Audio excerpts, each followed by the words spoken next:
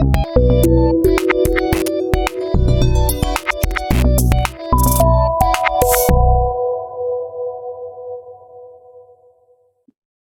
everyone. My name is Meher Akopian. I work for the European Disability Forum as an accessibility officer. And today I'm very happy to send you a presentation about the European Audiovisual Media Services Directive, which I hope you will find useful. I will turn off my video now because otherwise it will cover parts of my presentation that I want to show. I will turn on my screen again later when I finish the presentation. So hopefully you find this recording helpful for your work.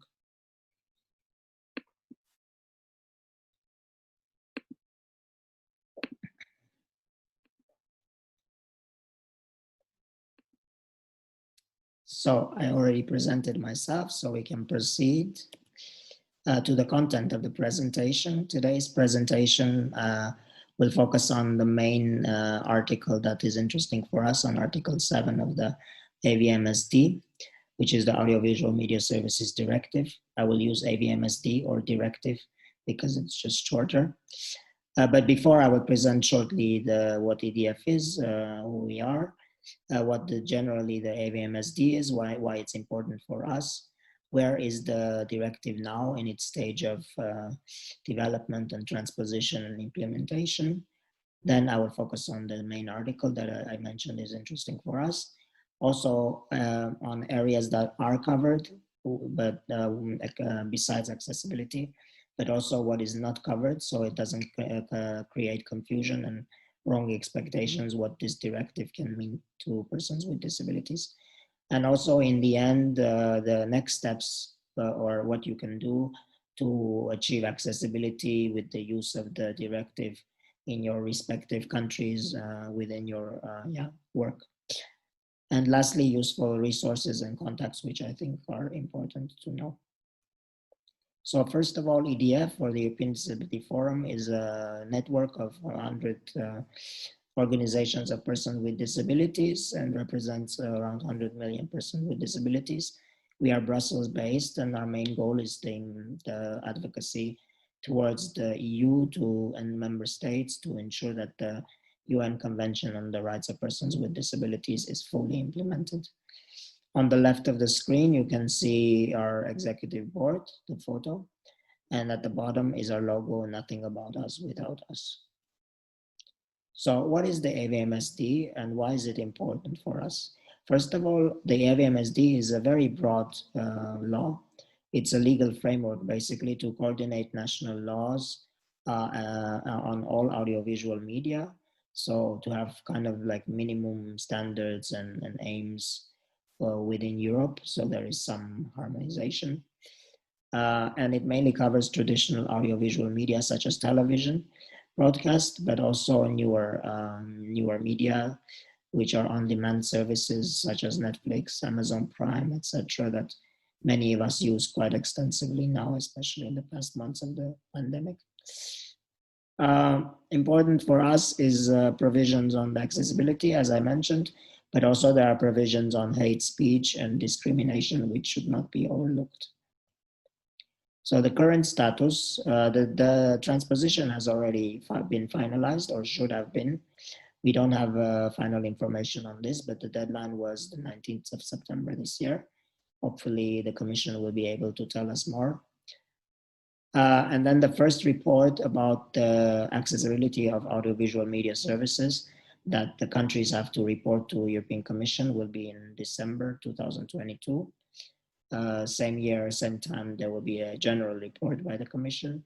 And also by 2026, the Commission has to evaluate and if they find it need, they have to propose some changes and additions.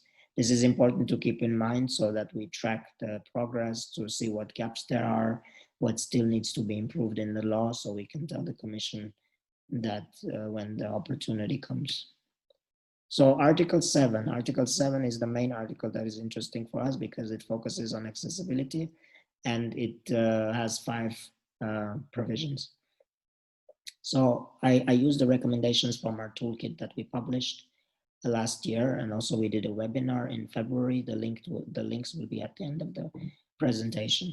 So mainly what this article says is that member states shall ensure that without delay that services provided by media service providers under their jurisdiction are made continuously and progressively more accessible to persons with disabilities through proportionate measures. What we didn't like in this article is its vagueness, as in the rest of the articles you will see, because you see like undue delays or continuously and progressively. These terms can be interpreted quite diversely, and each member state can understand it differently. Each service can understand it differently. And what we wanted is that member states set quantitative targets, but also timelines on the proportion of media services or media content that needs to be accessible. For example, how much of the percentage of your TV broadcast should have subtitles, or how much of Netflix content in your country should have audio description, or again, subtitles, captions. So we wanted to have more specific quotas. But of course, also what is important is that these measures are done in a high quality. Otherwise, they can create even more frustration and confusion. So whenever you have these access measures like subtitling, etc., or sign interpretation, there are some quality guidelines. So there's standards to meet these guidelines. The next article is on reporting, that providers report to member states on regular basis. Again, this is quite generic. We don't know what it means, regular basis. It can mean every, 6 months, every 1 year, every 2 years. This needs to be defined, we were thinking. And also the content of the reporting is not clear. What do you report? Is it about how much of the content is made accessible? Is it about the quality? Ideally both. And also we wanted that these reports be made public, so it's transparent, so the persons with disabilities who work on this topic, they can know what's the progress and to give feedback. And also that, of course, these are accessible to persons with disabilities. The third article is an encouragement to providers to make action plans to how they will make their content accessible. While this is a good approach in general, we think that only having action plans is not enough. Member states should have made some targets that we mentioned in the first paragraph. And then the action plans, of course, can complement it, but these should not be the only and priority measure to reach accessibility, because then everybody will have their timelines or their idea about what is accessible and when to reach certain deadlines, so it will be a mess all over. The fourth paragraph in this article is having a single, easily accessible contact point, online contact point, where also persons with disabilities can contact when they have complaints or need information. We encourage to have more than one contact point. Online is not sufficient. Not everybody is using websites or has access or can afford. Also, we wanted to have telephone lines or ability to get information in person, and that all these communication channels are accessible. So if you go to file a complaint in person, you should be able to do it in sign language, or if you call, there should be a service to also interpret, or online services should be accessible for blind people, or etc. The fifth article is about emergency information. This is a very, very important article, especially in the past months, that any information that is made public about disasters or emergencies is also accessible to persons with disabilities. There was a recital in the directive which says sometimes it might not be possible to make information accessible, and we said that this is unacceptable. That shouldn't be the case at all. And also we encourage to have national procedures developed with persons with disabilities and organizations that represent them on how to provide accessible information. Other aspect that I mentioned is non-discrimination and protection against hate speech, which member states also have to ensure that audiovisual media services and video sharing platforms take measures to protect persons with disabilities and also other groups from incitement of hatred and discriminatory content, including in commercials, TV ads, for example. And also social media platforms are mentioned in recital 4 of the AVMSD.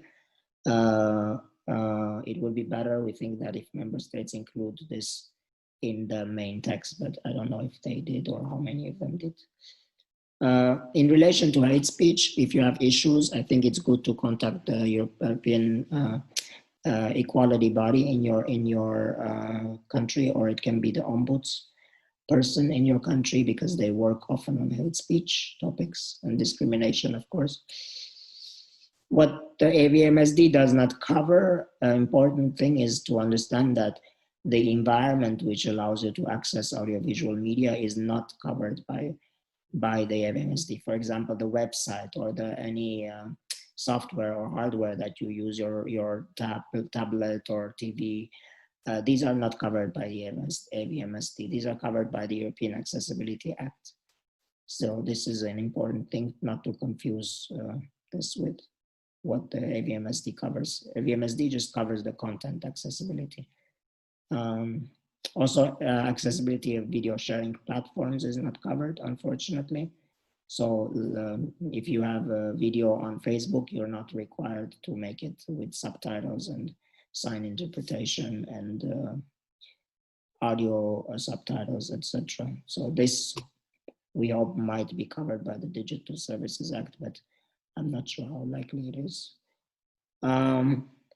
Also, newspaper websites also have exceptions. So the steps that you can take now that the laws are transposed into your national law, so you can no longer advocate to your governments to have stronger laws. So they did already what they did, but you can still track if these laws comply with the minimum requirements of the directive. Check if, like, your national law is at least at the level of what is in the directive. And then you can check if they go beyond, which would be really good. If they don't, if they're not even at the minimum level of the directive, which is probably very unlikely, you can let the European Commission know this is a breach of EU law.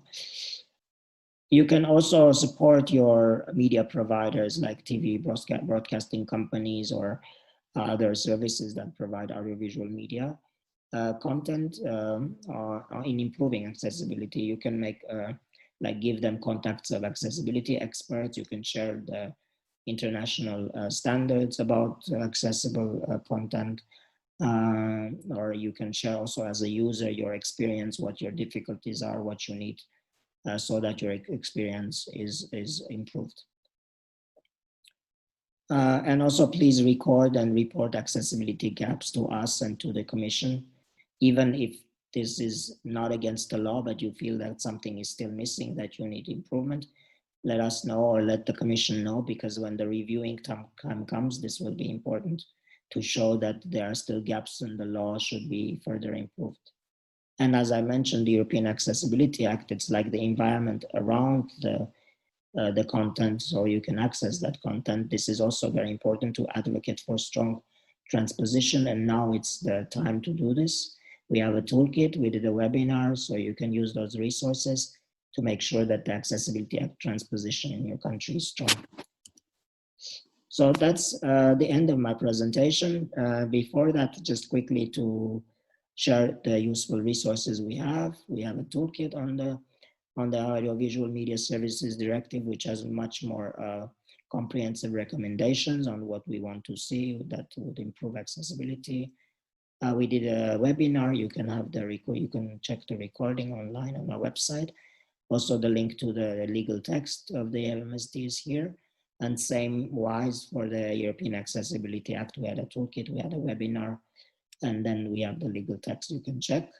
An important standard is the European Standard on Design for All, because it's kind of a procedural standard which organizations or companies can use to achieve to make sure that their products and services are accessible for a wide range of users. So you can encourage businesses like providers to use this standard. And also I linked the available standards on audio description, on visual presentation of audio information, on guidance on the audio presentation of text in videos. There are also upcoming standards. I don't know if they're already published or not, but they should at some point, on easy to read sign language interpretation for TV. So you can check if there's already published or not. Yeah.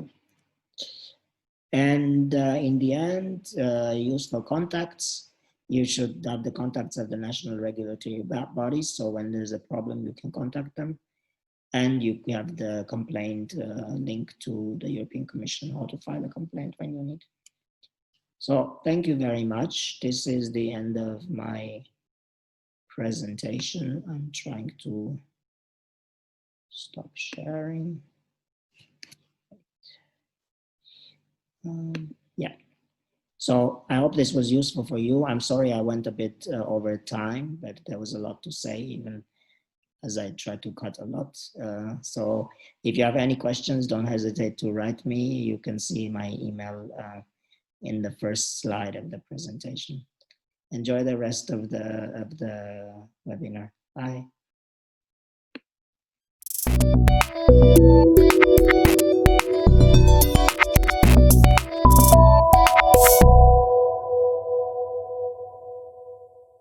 LTA, Live Text Access, Universitat Autónoma de Barcelona, SDI, Internationale Hochschule, Scuola Superiore per Mediatori Linguistici, ZDF Digital, European Federation of Hard of Hearing People FHO, Velotype, SUBT Access, European Certification and Qualification Association ECQA. Co-funded by the Erasmus Plus program of the European Union. Erasmus Plus project 2018-1-DE01-KA203-004218. The information and views set on this presentation are those of the authors and do not necessarily reflect the official opinion of the European Union. Neither the European Union institutions and bodies, nor any person acting on their behalf, may be held responsible for the use which may be made of the information contained here.